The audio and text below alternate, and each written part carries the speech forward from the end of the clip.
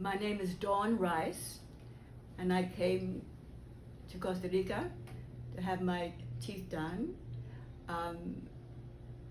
I went to the dentist in the States before I came, and they told me it would cost $64,000 to do the work.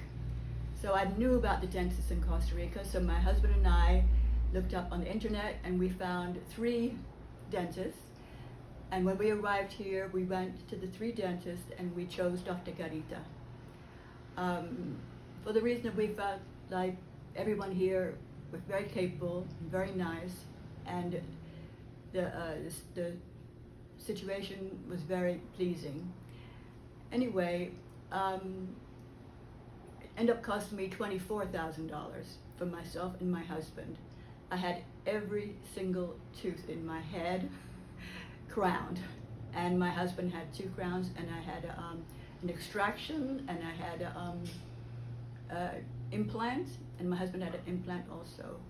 He also had an extraction, all for that price. The young man that worked on me, Dr. Lee, is an artist. He did a wonderful job, and see, I'm very pleased and very happy, and everyone here is kind and gentle and thoughtful.